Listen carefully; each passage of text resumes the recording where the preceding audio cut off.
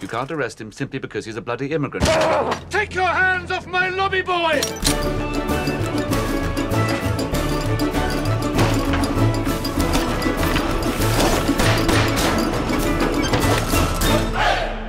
The sections that you're in are shot in the old school 137 boxy ratio. Does that affect like the tenor of your performance or the physical space that you're in? Yeah, I mean, I was aware. I mean, but I think even if we were shooting in a wider format, Wes's precision of composition, we would still be aware of it. I mean, the lenses he uses are very wide, so if you, the combination of that and that format meant that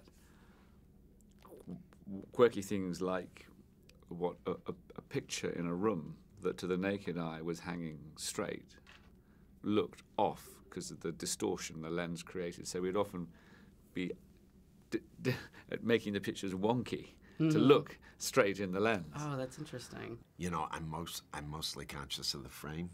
If we look at the monitor, you know, to see how something is timed out.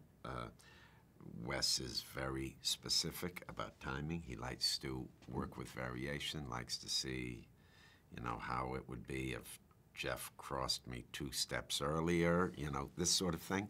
So you're very conscious of the frame and also how he's constructing a shot. It's 1998. Wes Anderson casts a young unknown actor named Jason Schwartzman for his movie Rushmore.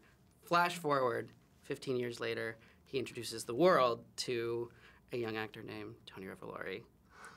How does it feel to be anointed by someone of Wes's caliber? I mean, it's something out of this world, really, truly, because he's started so many people's careers. You know, Jason Schwartzman, the 2 kids of Moonrise Kingdom, so many. And so I just feel very fortunate to join that list. And I know there's millions of people around the world that are wishing and hoping to be in my position, and I was the lucky one. So right, but you've been acting since you were 2 years old. So like, was there a certain sense of like, yep, I'm ready for this? Oh yeah, yeah. I was completely ready for it, and I was waiting for 15 years for it to happen, and it finally did. And how lucky can it be that it was in a Wes Anderson film with his biggest cast and his biggest story and one of his best movies today. With Ralph Fiennes. With Ralph Fiennes. Yeah. With Saoirse Ronan. I mean, cheers, pal. Yeah. And this is your first sort of entree into Wes world. And I was delighted that he let you keep your accent. I know. It was the first time I've ever used it in a film. Really?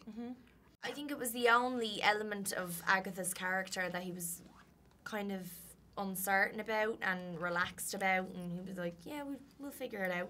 And I remember meeting him for the first time, and we ran through the couple of dialogue scenes that I have in it, and he said, you know, do it in a German accent. So I did it in a German accent, and that didn't really work. Okay, do it in an English accent, and that didn't work, and I did it in American, and then he said, you know, maybe you should just try it in your own accent. And I thought, ooh, do it in my own accent, I'm not used to that. And I did, and it kind of worked. And I think for the kind of character that Agatha is, the Irish accent really kind of represents that. You know, it's quite feisty and it's still very warm, and so I think it was perfect for her. Who's Gustav H? I'm afraid that's me, darling. One of the interesting things about Gustav, he has this kind of complicated sexuality, and he's kind of foppish. He's definitely a little fey. But like, it's never really made explicit, other than just the only thing that's made explicit is that he's a very lonely man.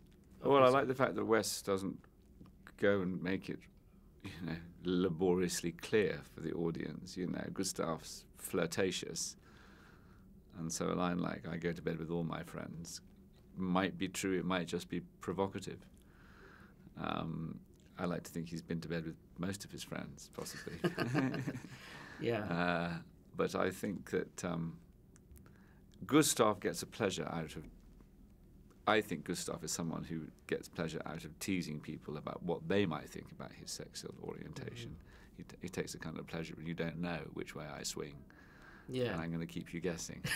You're veterans of Life Aquatic, which was a decade ago. That was very much like a widescreen, very like intricate palette. How do you think Wes has kind of evolved in the decade since that film? I'm no expert on it. It was so enjoyable the first time, so enjoyable this time. We could point to a couple of things. He did fantastic Mr. Fox, and he used these animatics, whereby this whole motion animation of the whole movie with him doing the voices. And every camera move and cut in those before he did the movie. He's using models in a different way, all that stuff. Even more a delicious kind of art piece, made out of the process.